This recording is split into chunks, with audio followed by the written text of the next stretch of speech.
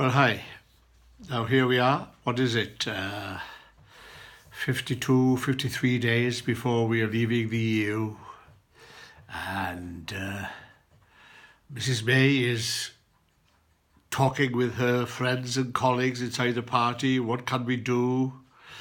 Getting the Eurosceptics on board on issues that the EU has already said they won't bother with. So what's going on? Can't we understand? Can't the people of this country understand? Can't the MPs understand that we are trying to unravel 45 plus years of close working relationship with the European Union? Now, anyone who thinks it's going to be a dawdle after leaving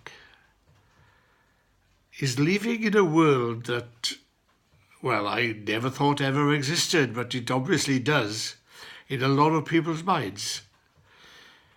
It's clearly like a rabbit in the headlights of a car. It's not going to work.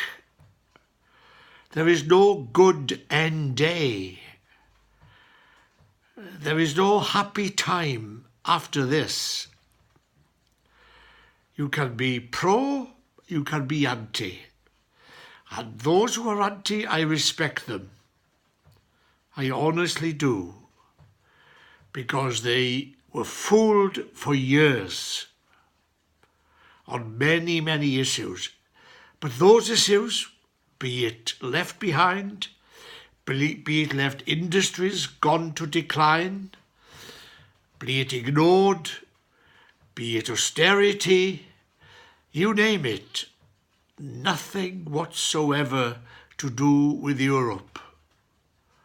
It was all to do with the British government. It was all to do with the failings of our system. But you see, people just took the advantage. The Brexiteers and others, they took the advantage. We will jump on this bandwagon, we will use it, and let's accept it. It worked.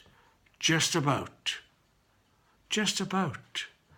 Only 1 million difference out of 35 million. Is that good enough? Is that what it's all about?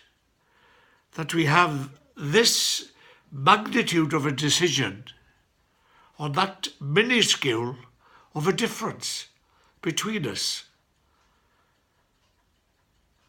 So you and I know people have changed their minds. We all know leave areas are no longer understanding what's going on. They see Nissan, they see all sorts of companies leaving, Sony and others. And Mrs. May says, hey, hang on a minute. I'm not changing my mind. I will look at this, I will look at that, we will consider this, we'll consider that. But you people, you made your decision in 2016. Now stick with it.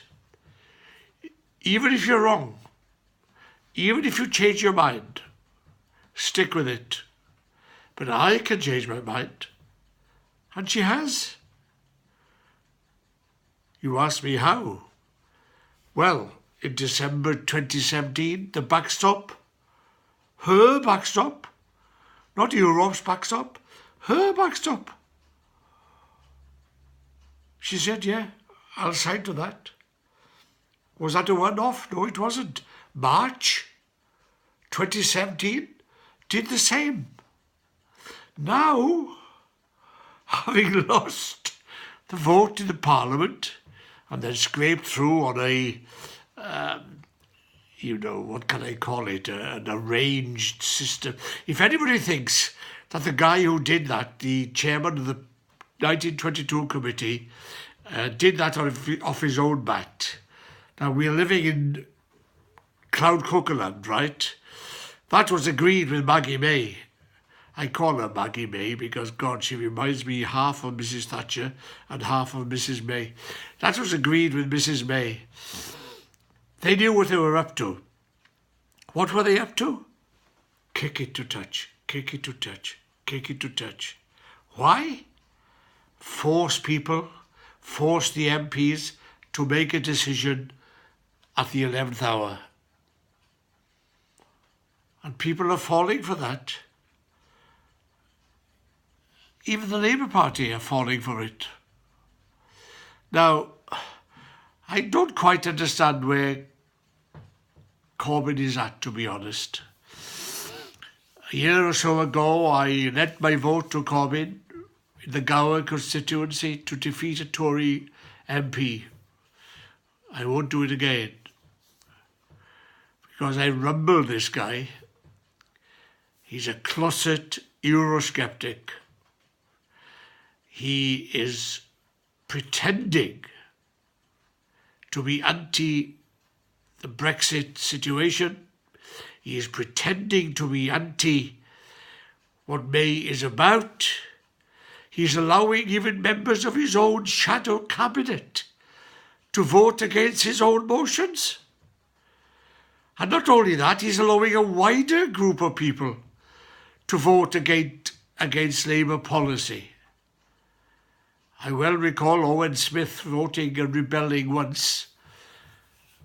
And what happened to poor Owen? He was kicked out in one day. Why? He was pro-Europe. Now read the tea leaves. Read it. Understand. You good Labour people, hear me. Corbyn is not on your side if you want to stay in Europe. Corbyn is not on your side if you believe that the single market, if you believe that our values rely in the European Union. He's not on that side. He never was for 45 years. So we are reaching the stage, as I said, 52 days to go. It's time for plain speaking now. No waffling. No waffling. We all need to understand what's it about. Now, my sadness is that the natural party for people to support in this situation is the Liberal Democrats. A party that I helped to create back in the 1980s, 1981, when I joined with Roy and Shirley and David and others to set up the STP. But then it went lost after Ashton and Kennedy. Clegg lost his way. And they've lost their way. And to be fair to Vince Cable, he's trying to get the situation resolved. But you see, it's trust, isn't it?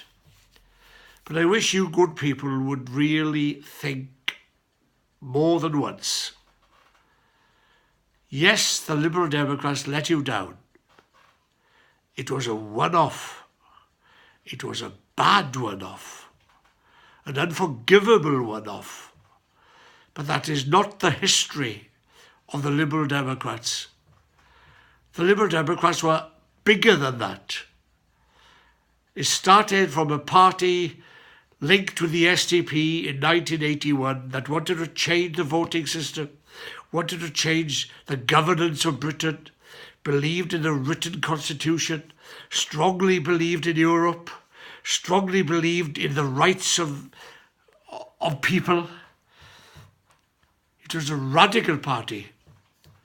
Don't be fooled by people who say that the STP was centre ground, wishy-washy. No, it wasn't. I would never have been part of it. And those who can look at my videos on my YouTube channel can see how I wasn't going to be part of it. We were a radical party. Not a right of centre, a left of centre. And not only were we left of centre, we wanted to challenge the way politics was run in this country for decades. Didn't quite work out. There we go. That's life, isn't it? But think about the issues now. Don't write off the Liberal Democrats. Put Corbyn to the test. And don't believe Mrs May's waffling, kicking to touch, hoping for something different. This is her Brexit. This was her deal. And she's voted against her own deal last week. Can you believe that? I have never come across a Prime Minister like this one. She can vote against her own deal